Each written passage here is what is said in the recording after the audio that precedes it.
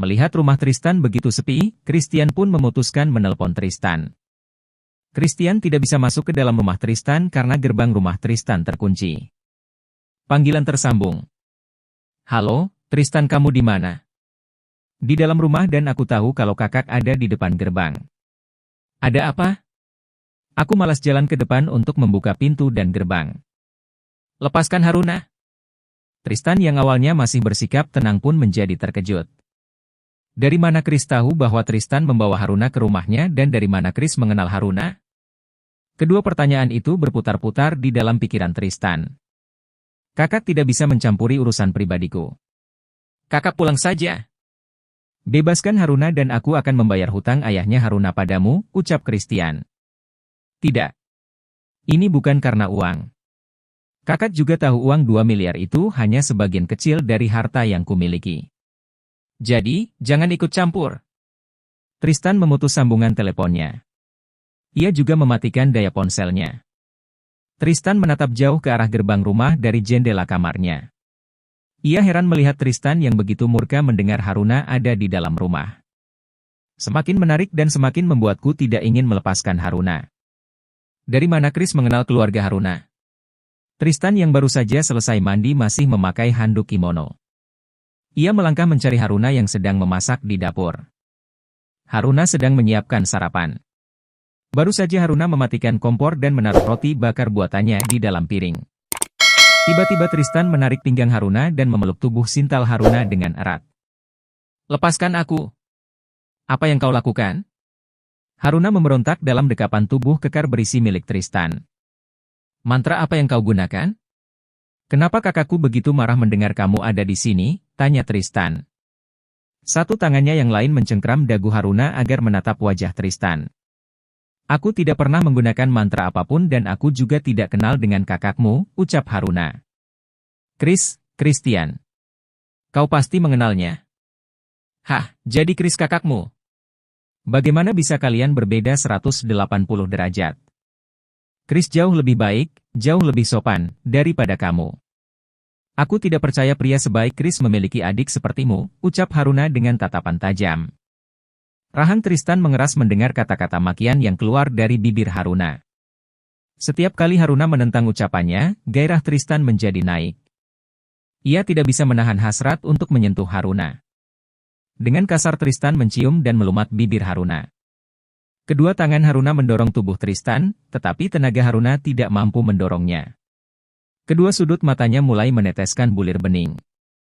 Tristan menghentikan kecupan liarnya dan menatap wajah Haruna. Tristan mengusap air mata Haruna dan menempelkan keningnya di kening Haruna. Jangan menangis.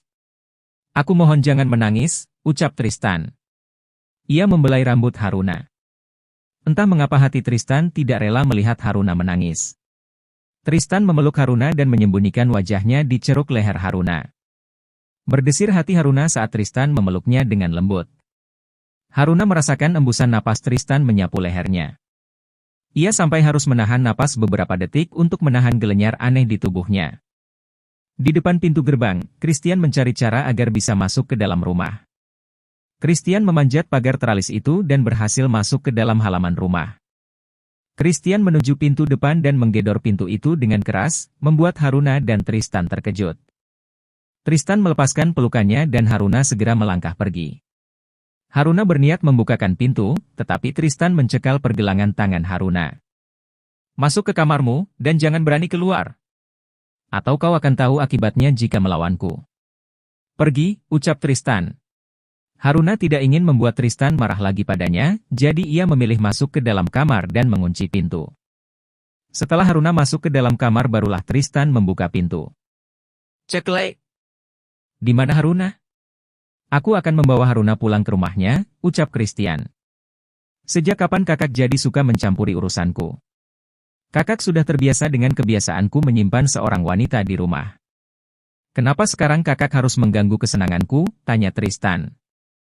Aku tidak peduli jika wanita yang kau simpan di rumahmu adalah wanita panggilan seperti biasanya, tapi tidak dengan Haruna. Dia perempuan baik-baik, dari keluarga baik-baik. Kau ingin membuat berita skandal bahwa putra kedua dari pemilik perusahaan terbesar di Indo menyekap seorang ibu rumah tangga. Kau pasti tahu bukan?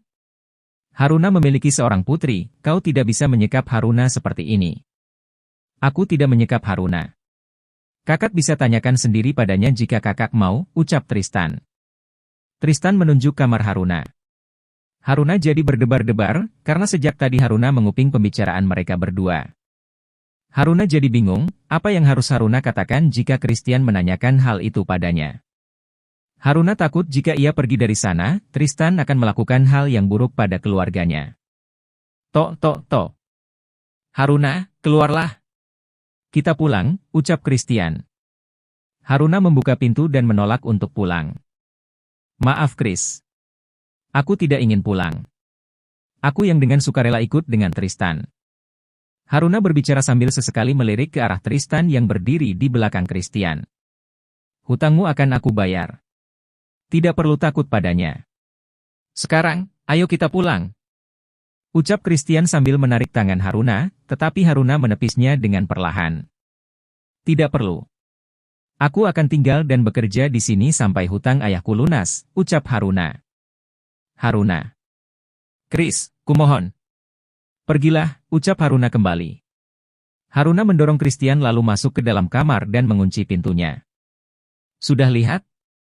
Dia tidak mau pergi, ucap Tristan sambil berlalu meninggalkan Christian. Tristan masuk ke dalam kamarnya. Christian yakin kalau Haruna pasti diancam oleh Tristan. Christian pergi dari rumah Tristan dengan cara yang sama saat melewati pintu pagar. Christian kembali memanjat pagar dan pergi melaju membawa mobilnya. Christian akan mencari cara lain untuk membantu Haruna. Saat ini Christian memilih pergi ke kantor dan akan memikirkan cara untuk membebaskan Haruna dari rumah Tristan. Di bank tempat Haruna bekerja. Sari dan Aulia merasa heran karena Haruna sering sekali terlambat. Hari ini pun Haruna belum datang, padahal sudah jam 8:30. Namun, tidak lama kemudian mobil Tristan sudah tiba di parkiran bank. Haruna bersyukur karena Tristan masih mengizinkannya bekerja. Setidaknya Haruna tidak disekap seharian di rumah dingin milik Tristan. Haruna melihat kanan dan kiri sebelum keluar dari mobil Tristan. Tristan mengemudikan sendiri mobilnya karena ia juga memecat sopir pribadinya. Tristan tersenyum geli melihat wajah cemas Haruna. Haruna cemas jika sampai ketahuan karyawan yang lain jika ia dan Presdir datang bersama dengan mobil yang sama. Haruna segera berlari ke meja teller. Sudah hampir 1 jam ia terlambat. Sari sampai mengerutkan keningnya karena bukan kebiasaan Haruna jika terlambat terus-menerus seperti hari ini. Haruna, kamu ada masalah atau kamu sakit? Tanya Sari sambil tersenyum melayani nasabah. Sari yakin kalau Haruna sedang menghadapi masalah, tapi baru kali ini Haruna tidak mau bercerita pada Sari. Aku baik-baik saja. Terima kasih, ya, Sar, atas perhatian kamu. Haruna mulai sibuk bekerja melayani para nasabah. Setelah 10 menit, barulah Tristan keluar dari mobil dan masuk ke dalam bank. Ia melirik Haruna sekilas saat melewati meja teller. Haruna mencebik saat melihat kerlingan mata Tristan padanya. Untungnya tidak ada orang yang memperhatikan mereka, kalau sampai ada yang melihat pasti akan menjadi berita besar di tempat kerja mereka. Tristan masuk ke dalam ruangannya. Levi segera melaporkan pada Tristan tentang berita dari rumah. Tuan muda, baru saja pelayan di rumah Tuan besar melaporkan sesuatu, ucap Levi. Apa yang dia katakan? Tuan muda Chris, dia meminta izin pada Tuan besar untuk tinggal di rumah Anda, Tuan, jawab Levi. Apa? Lalu? Hari ini, jam makan siang, Tuan besar akan datang ke rumah Anda bersama Tuan Chris. Maksudmu, Papa akan mengantar Kak Chris langsung ke rumahku? Benar, Tuan. Bra. Tristan memukul meja saking kesalnya dengan Christian. Rencananya untuk menundukkan Haruna bisa gagal jika ada Christian di rumahnya. Tristan curiga bahwa Christian pasti menyukai Haruna karena itulah Christian sampai meminta izin pada ayahnya untuk tinggal di rumah Tristan. Siapkan mobil. Kita pulang ke rumah sekarang, ucap Tristan. Baik, Tuan muda, ucap Levi. Levi keluar dari ruang kantor Tristan. Tristan menyusul 5 menit kemudian. Hari ini setelah 3 tahun Tristan tidak pulang ke rumah keluarga Isham. Hari ini Tristan akan pulang dan mencegah Christian tinggal di rumahnya. Bagaimana mungkin Tristan membiarkan Christian menghancurkan rencananya? Ia akan meminta ayahnya untuk tidak menyetujui keinginan Christian. Di rumah Kamal, Vivi dan Kiara bermain di halaman belakang. Kiara hanya duduk diam sambil menyisir rambut boneka kesayangannya. Vivi tidak tega melihatnya, tetapi Vivi tidak bisa melakukan apapun untuk menghibur Kiara karena hanya Haruna yang bisa mengobati kesedihan Kiara. Vivi, panggil Anggi. Ia menghampiri Vivi yang sedang menemani Kiara. Ada apa Mama? Ada Nak Ihsan di depan, ucap Anggi. Vivi segera berlari menemui Ihsan di ruang tamu. Ihsan bangun dari kursi saat melihat Vivi datang. Kak Ihsan, ada apa? Aku hanya ingin melihat keadaan kalian. Apa kau dan Tante baik-baik saja? Kami baik-baik saja, meskipun kami masih belum tahu bagaimana cara menebus Kak Haruna, tapi hidup harus terus berjalan bukan? Kalau kami terus terpuruk, kami tidak akan bisa berjuang membawa Kak Haruna pulang. Benar. Kalian harus kuat. Kalau begitu aku pamit, ucap Ihsan. Kak Ihsan, bisakah Vivi minta tolong? Tolong apa? Kalau ada lowongan di supermarket tempat Kak Ihsan bekerja, tolong kabari Vivi, ucap Vivi. Ya, nanti kakak bantu tanyakan pada HRD. Siapa tahu saja ada lowongan, ucap Ihsan. Vivi tersenyum dan berterima kasih pada Ihsan lalu mengantar Ihsan sampai dek pintu. Ihsan bekerja sebagai satpam di sebuah supermarket. Ihsan baru saja menginjak usia 25 tahun.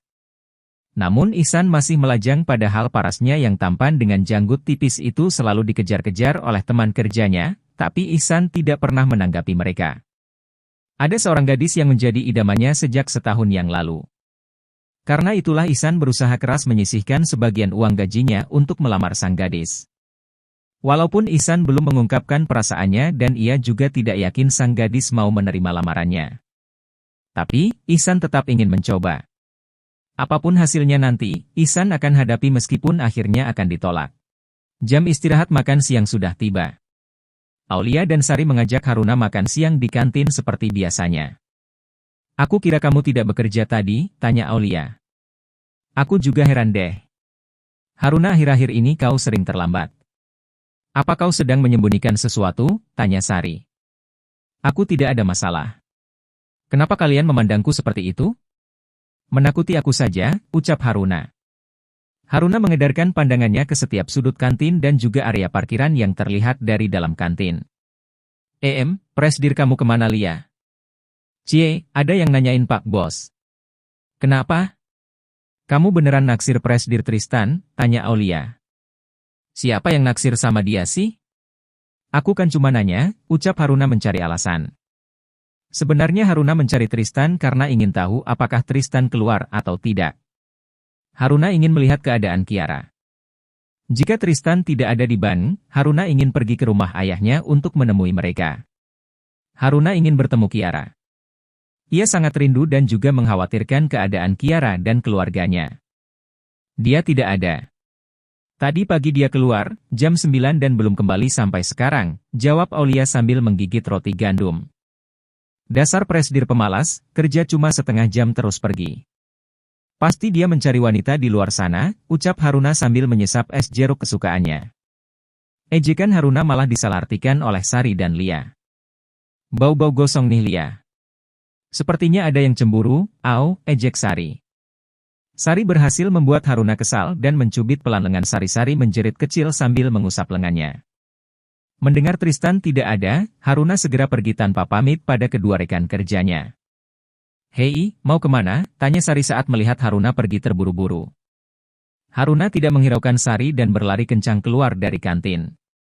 Haruna menghadang taksi dan pulang ke rumahnya. Sari dan Aulia melihat Haruna masuk ke dalam taksi dari kaca jendela kantin. Mereka berdua saling melempar pandangan. Banyak keanehan yang dirasakan Sari dan Aulia, selain Haruna tidak biasanya pulang di jam istirahat, Haruna juga tidak biasanya naik taksi. Kenapa Haruna tidak membawa motor kesayangannya? Tanya Aulia. Tidak tahu. Anak itu semakin hari semakin aneh saja. Apa karena digigit binatang aneh tempo hari ya? Tanya Sari.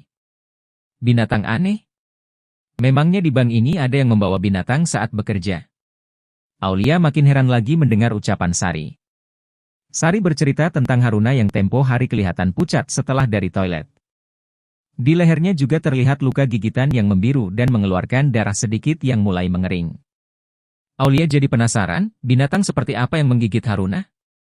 Mereka menyantap makan siang mereka sambil berpikir keras. Mereka ingin mencari binatang seperti apa yang ada di dalam gedung ban itu. Sementara itu Haruna terus menatap jam tangannya. Semoga saja ia tidak terlambat untuk pulang pergi ke rumahnya dengan waktu singkat di jam istirahat. Jalanan pusat kota sangat ramai dengan orang-orang yang sedang mencari makan siang. Haruna terus berdoa semoga saja ia tidak terjebak macet.